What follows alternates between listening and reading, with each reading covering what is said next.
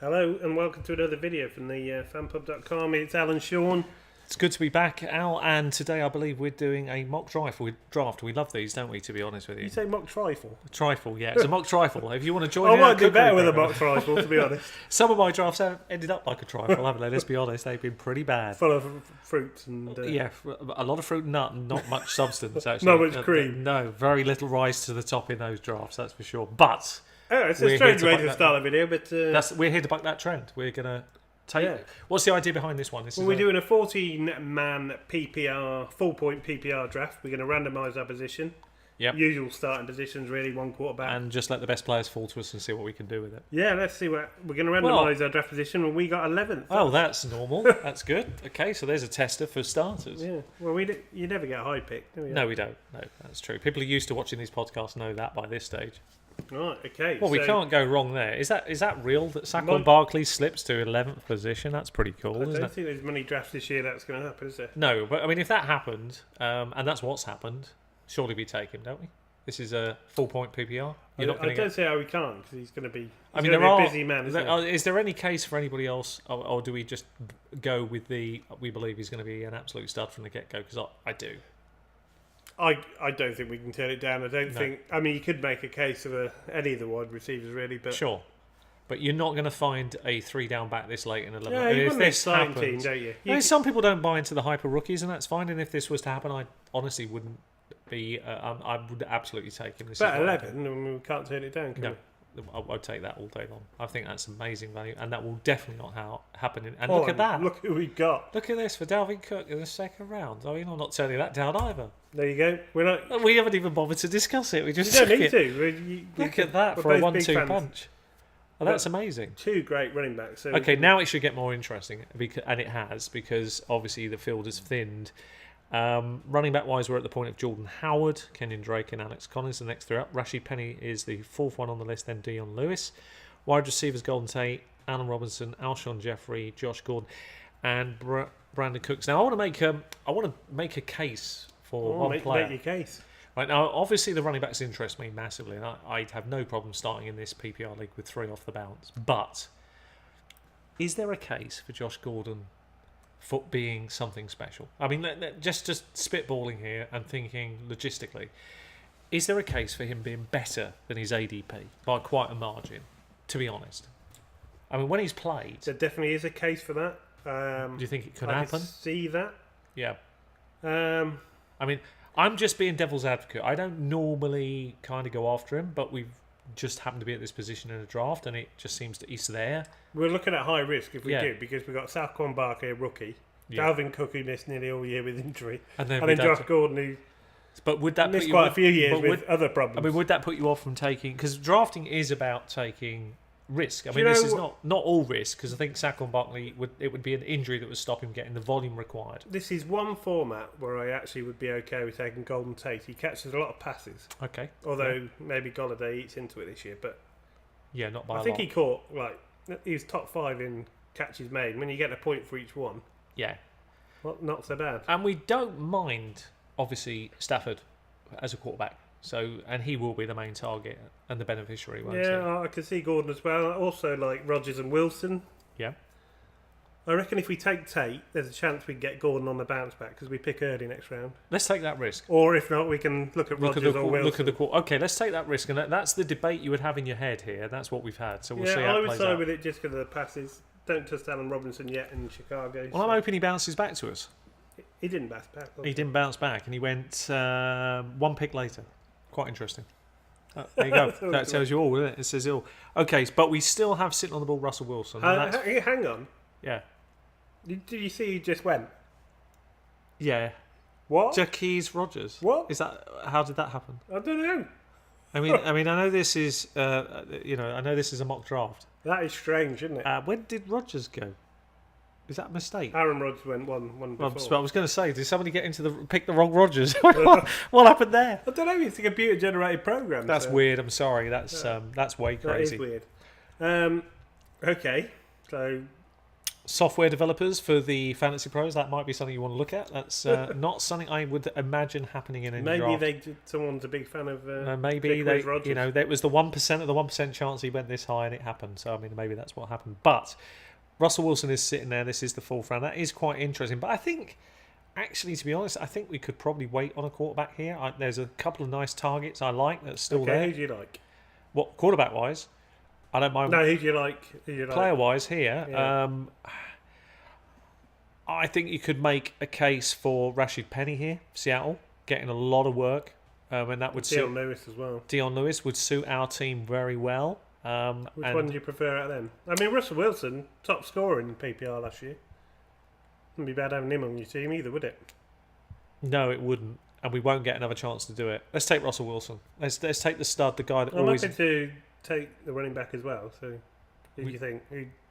We won't get all both, that's for sure. No. If I had to take one other than Russell... We might get Lewis. Well, yeah, we might. We won't. I would take... If I was going to take anybody other than Wilson, it would be Rashid Penny now and see what happens on the bounce-back pick. That's what I would do. Who would you take out of Wilson and Penny?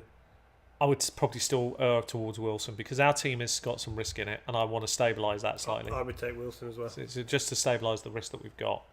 You've got to be happy with that. You've got two running backs we like. Yeah, top five QB, can't argue it. It's very good. And somebody else has messaged us to say the same. I love it. Well done. Thank you. Right, okay. Bit more interesting now. We reached that point at the draft. We don't need to worry about quarterbacks for the moment. We can come back to that. There are a few nuggets there, some interesting players. See, if I'm thinking in my mind now, I quite like Ronald Jones or maybe Mark Ingram to stash on the bench. Yep. And then on the return, I'd like to get Emmanuel Sanders for our wide receiver. Well, I think with the kind of team we've got, it's a game winner to take Mark Ingram because I think we've got time to do it. I mean, if you look at New Orleans Saints bye week, there is a risk here. Let me explain why. So if you look carefully at his bye week, watch that. So the bye week 6, he has a 4-game suspension. Yeah. He only comes back for 1 week, then he misses a game because of the bye. So it's literally, realistically, it's the first half of the fantasy season that you're without this player, near enough, bar 1 game. That's quite a lot of risk. It is, yeah. So if you put it that way, Ronald Jones becomes much more interesting. But then he might not do anything. At least, Mark Ingram's going to have a role. Yeah. And can we afford to stash other players until he comes back? I think we can. I think we do. Let's take that. Ingram? Yeah, let's take Ingram and go with that upside because we think to ourselves, it's the second half of the season we're considering him for. And the player I like a lot, I think of playing the slot Manuel Sanders. And I'm 100% happy with our Golden Tate player, and I think he gets a lot of catches. A lot of good quarterbacks have gone off the board here, which is what you'd expect. Well, that's what we want as well, because it helps us. I'm not touching Devontae Parker, sorry. Carl Rudolph, very nice, but I think we can wait on tight ends. I think we've got to keep looking elsewhere. Ron Jones is still sitting there. I think we could take him here.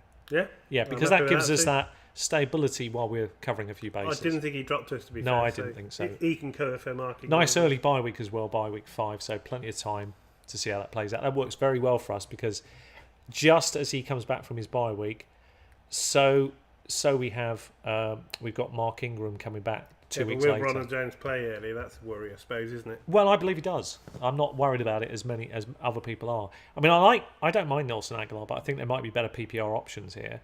Well, I quite like Tevin Coleman. I quite like them. Do you like Tarek Cohen here? Tarek Cohen or Tevin Coleman? Yeah, I wouldn't mind either of them. So if you wanted to take Tevin Coleman, I'd back you because if anything happens to Devontae Freeman, I'm 100% happy with massive, isn't it? It is. So I don't mind that. And again, we're stabilising what we got. It is PPR. We're looking for the big upside. This guy can catch balls. So, I'm okay with that. It's nice and safe. I've taken Sammy Watkins. You took Lamar Miller. Must be on the brain rather than... No, I've taken Sammy Watkins as well. Hang on. You're going back a couple of picks. What are you doing? Yeah, I'm reverting the pick. You're just picking anybody you fancy. We did take Mark Ingram. Then we should have taken Emmanuel Sanders. Yeah. Obviously, you won't be able to do this in your real draft, but that was just me. Well, that wouldn't normally happen. I'm blaming you for distracting. Yeah, sorry. Okay, where were we at this point? Yeah, we were going, the Devontae Parker. Tevin Coleman then, at this point? Reverend Ronald Jones first. Yeah, okay. Wasn't it? Yeah, Ronald Jones first, and then Tevin Coleman. Maybe. If he's still there. Coleman. So we've got the players we wanted. This is the actual team we wanted. This is a very good team. I mean, you wouldn't be disappointed with this base. There's a mathematical thing where I think I showed you this, where to get the first 5 picks to lock and produce top 30 numbers is only 14% chance you do that. I mean, that isn't a big chance. But I think with the team we've got, the risks lie in the rookies. If you look at the logic, Golden Tate, you would feel happy, would give you that top 30 numbers. Emmanuel Sanders should give you top 30 numbers. Russell Wilson 100% in the top 10, easy. And then it's top three. And then it's the risk lie in Dalvin Cook and Saquon Barkley. If they perform above what you believe, then you've got a very good base. They're exciting, aren't they? Very exciting. They're players you like to own. I do like George Kittle here, but I don't really still feel I want to take a tight end. I just want to keep loading up stock, to be honest. I want to keep putting things on my board and try and build as best I can. I know we're at a point where it gets a bit more tricky. I mean, you've got Kerryon Johnson. I'm not hugely enamoured, but there may be a big opportunity. You got Josh Soxon, who could be wide receiver 1. Who would you rather have, though?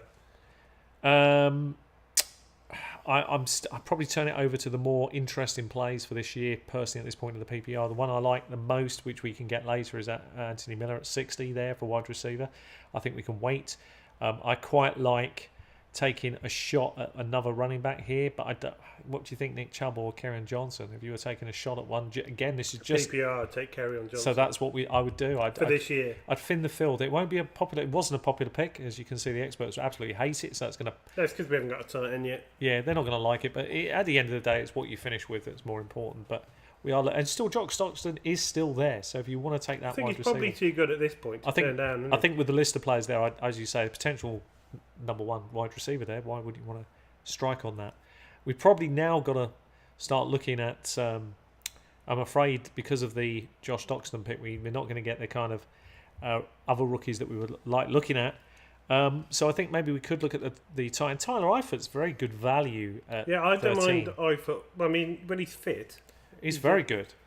I mean, is he fit though? I think we can. Let's put it this way. I think we can, in this league format, I think we can take him. Looking at what wide receivers are left, I think we could stream one if the worst happens. I think we can just take one, take him, and see what happens. So I'm looking at. I quite like Matt Breida and Dante Foreman. They both got upside. Yeah, and it would again thin the field. I don't mind Dante. With tight end, I think we can probably go. But here would be a counter argument at this point in the draft. Just look at the way this is, because this is a draft. Some drafts which we really like don't use kickers and defenses. Personally, this one does, which is a lot of people will still use them. You've got Jacksonville sitting there. Yeah, I was going to say they're the other. That would be a great pick here, because for me it'd be between Eifert, Jacksonville, and Matt Breida. I will never get another chance to get Jacksonville. I'll take it. I mean, the points will be just ridiculous in redraft. I would just do it. I don't care about picking defenses late, and then we'll see what happens. So Matt Breida's still there. Yeah, we've lost Tyler Eifert, but we'll live with that. Matt Breida would be a great pick as well. I would love that here. I think that's great value. I mean, again, PPR as well. We're really piling that on. We're probably going to have to put at least another wide receiver on the board here, maybe 2. We have to consider them. Martavis Bryant seems very cheap value. I mean, he might not be there all year, might. Well, there's the case for that, I suppose. Old Jelly Hands is always there, but it's probably not good enough. Tedkin probably big catches on nothing. Do we need to back up our quarterback? We are going to have to consider it. So we've got Russell. He got 7. 7 is one we need to consider. There aren't going to be a lot of options. There's Jameis Winston. That's very cheap, really, here. You could take Jameis Winston maybe with the last pick of the draft. I think he might still be there. That'd probably be a clever thing. Yeah. We can wait. There's plenty there. Yeah. Any tight ends that interest you for this year that's on that list that's left? There's not a lot. You like Jake Butt, don't you, as well? He's one. Marks McDonald. Don't like him. Ricky Seals-Jones, I don't mind. We'll go with that. Antonio Gates could be interesting. Yeah, I think we can take Ricky Seals-Jones, and then we'll just see what else falls to us with the final pick, which I think has got to be... Sorry, we've got 2 more bench spots. I don't even mind Vernon Davis. Yeah, I don't mind that. Fedorowicz has retired, so... Yeah, I don't mind Vernon Davis has got some big upside. Got to go for Ricky Seals-Jones? Yeah, I do, just for interest. I quite like him for this year. Could be very exciting, couldn't he? Yeah. Right, and now we're into a good spot. We've got 2 spots to fill, and I think one of them has to be the quarterback. So do you want to get Jameis Winston now, or do you think we can wait another round? I think we could probably wait. He's probably still there. We'll wait. I'll be happy with anything. Hey, look at that. Dak Prescott here, or Alex Smith. I mean, that's cheap, really. Sam Bradford. That's not so cheap. Yeah. Happy team. Okay, anybody else that sits underneath that, a wide receiver maybe that you think is good value? Geronimo Allison could be interesting. Don't mind him. Cortland Sutton could be interesting. Maybe not for this year. Yeah, I think it's more... It'd have to be Kieran more... Cole, he's an exciting young player. It'd have to be more for Cortland Sutton. It's got to be for Dynasty for me for next year. I think he's going to have more relevance. And if anything was to happen to one of the 2 main guys here, obviously straight away. But there's my man Kiki Kuti. Let's go with that. Let's take the guy. But we can get him later. We can get him with our last pick if we want. And then a quarterback. All right, we need a quarterback. So that's the one we've got to target now, a quarterback and then Keaty. Do you want to take Dak? I think it's too good value to pass up. But then Alex Smith is cheap as well, isn't it? That's pretty solid. I mean, you know what you're going to get with him. He's got an early bye week. Yeah, that might be a problem. Yeah. Okay. No, that's not really a problem, It's not for us. I mean, we could do Alex Smith. Or do you think Dak Prescott has more weapons? I don't think there's much between them, is there? Not really. It's splitting hairs. If you prefer Dak Prescott, just as you're a Dallas fan, let's do it. He's only there to cover our main guy should the inevitable happen. Yeah, let's take Dak. Why not? And then you've got your final throwaway dart pick just to see how that pans out, and I like that kind of thinking. And he should be there. I mean, the rest aren't exciting enough. I mean, we don't know what we're going to get from Kiki Kuti, but he's quick, chance. And they've been talking up in camp. Yep. I mean, if you've got an even deeper league, you can get him. Well, in Houston's an exciting offense, so why wouldn't you want to take a flyer on a kid like this? So that's interesting. Then we've just got the kicker to finish. So we don't have to take a kicker, but we might as well just to get a fair score, mightn't we? Will Lutz, because it's New Orleans, high scoring. Yeah. And if they don't punch it in, it's just fabulous, 97%, so that should help us. What do you think we'll score? I think it'll be a mid 80. 89. That's pretty good. In the end, it panned out very well. I quite like that because it wasn't like in our some of our later picks because they were real shots, but you could take your shots late in the draft. Well, I think the positives are you've got where we were drafting was very late. We're 11th in a 14-man. We've ended up with a top 5 quarterback. He finishes there. We've got Saquon Barkley at 11. That was a Brucey bonus because I think he could easily go between 5 and 7 in most draft formats. And we got Dalvin Cook because we had a late round pick, which worked very fairly, and nobody had stretched up to take him. So we ended up, in my view, with 2 potential first rounders there. Yeah, definitely. When you think about how people draft, especially in this format. So that was quite good. You were quite right to stabilise the ship with the Golden Tate. It was a good call. We've ended up with Emmanuel Sanders to back Tate up. I really like that pick here. I have no problem with Ricky Seals-Jones to give us average tight end numbers, maybe exceed it occasionally. That's perfectly fine. We've got Mark Ingram can come off the bench once he's back. Fantastic value. Plenty of cover for him. Fabulous for the flex. Loads of cover. And if any of those guys really rock it and have a great start, then we'll be banging them into the lineup and having some tough running back decisions. And they're all people who can catch. Tevin Coleman, Ronald Jones, Kerryon Johnson, Matt Breida. Yeah, that's an exciting team. And I like that. I think that is one to definitely have a look for as the season unfolds. Okay, so what do you think? Was there anybody you would have taken? Is there anyone we missed? We took a flyer on Ricky Seals-Jones, but is there anyone we missed? Do you like Kuti? Sorry, would you take? I can't even say his name. Well, would you then take someone else? Was there somebody else deep down that you would have taken a shot on that we've not talked about in the podcast? We love hearing about those players, so do shout them out and let's see what you would have done. Okay, if you like the video, give it a thumbs up. If you consider subscribing, we'd really appreciate it. And thanks very much for watching. Take care.